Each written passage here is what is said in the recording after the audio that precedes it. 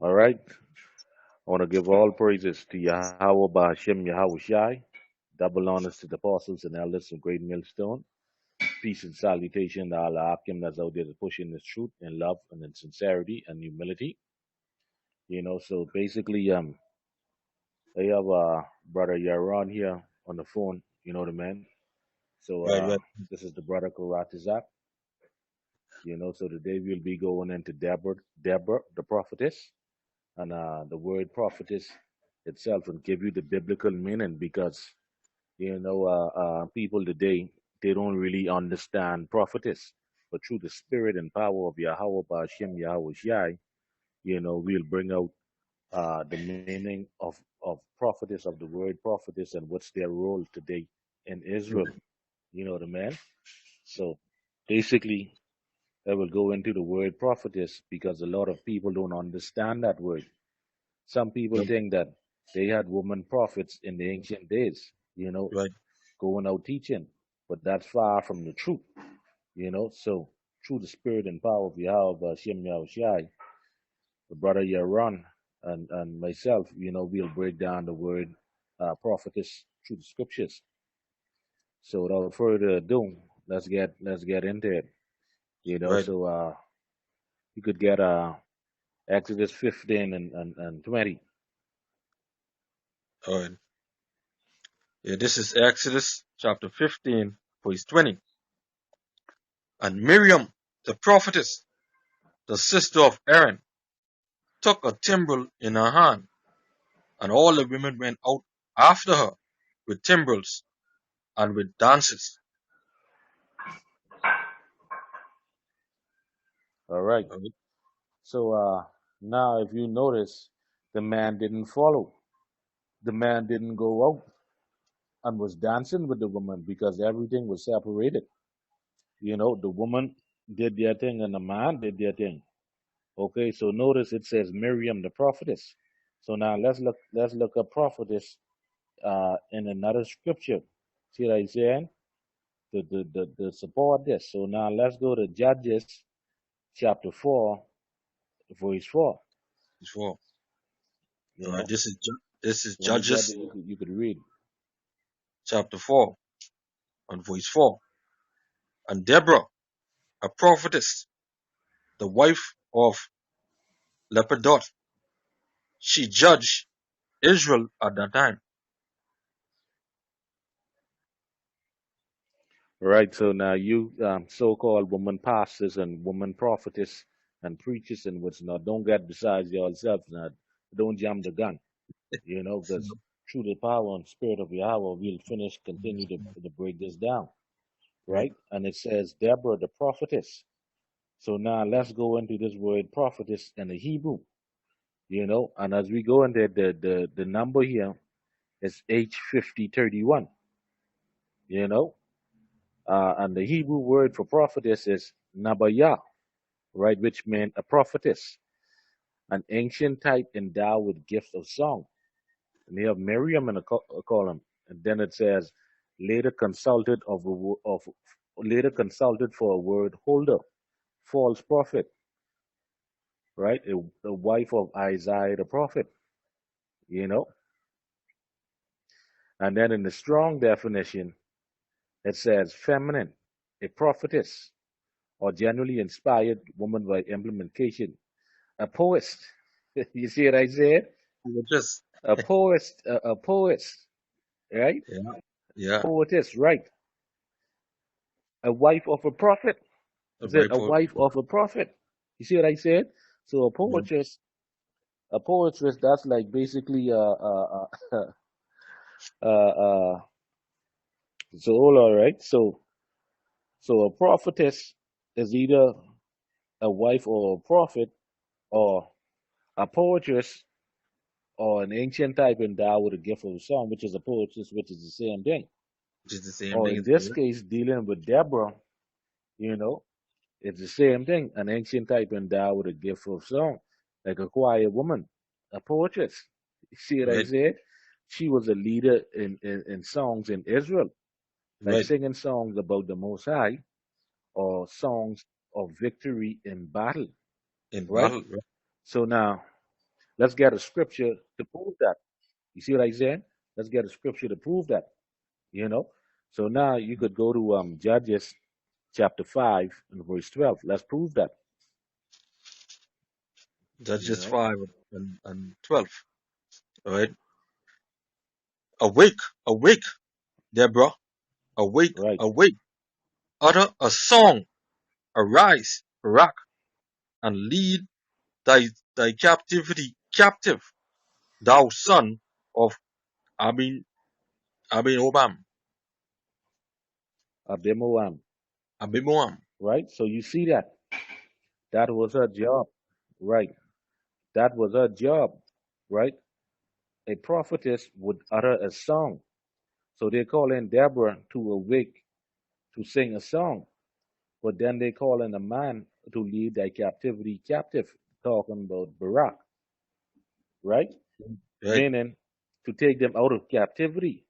So it was a man job, to take them out of captivity. But it was Deborah that sang songs, because the scripture says that that's what a prophet's job is, to sing songs. You see what I said? Now, when you go into this history, or when you go into this account, now Deborah, she would tell him in private, the Most High say, do this or do that. But a prophetess, when you go into the Hebrew, you know, Nabiah, which is an ancient type endowed with a gift of song or poetess, as the scripture right here proves. You see what I said? right. So that was her job, to sing songs, Ding right? dong, right, So right. So now let's look at a next prophetess, and let's see what she did. So now let's go back into the book of Exodus chapter 15, and you could pick it up at verse 19. 19 and 20. Yeah, Okay. 19 and 20. This is Exodus chapter 15, verse 19 and 20.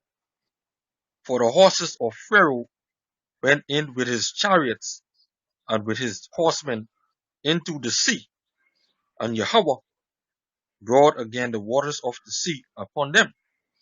But the children of Israel went on dry land in the midst of the sea. And Miriam, the prophetess, the sister of Aaron, took a timbrel in her hand, and all the women went out after her with timbrels and with dances.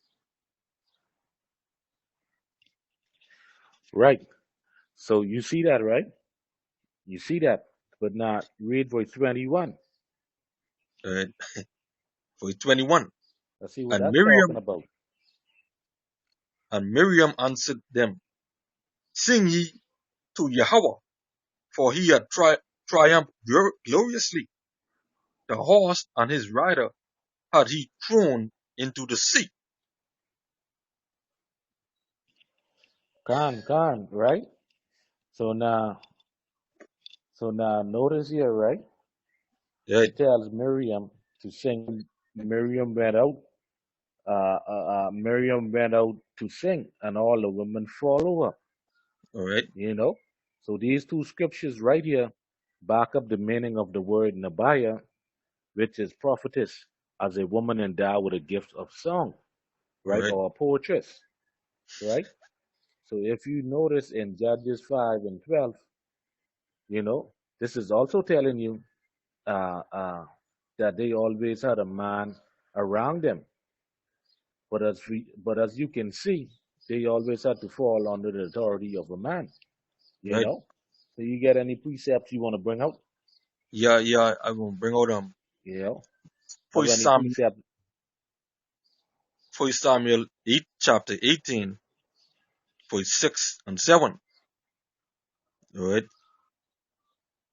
And it came to pass Gone. as they came, when David was returned from the slaughter of the Philistines, that the women came out of all the city of Israel, singing and dancing to meet King Saul with tabrets. Gone. Which is Huh?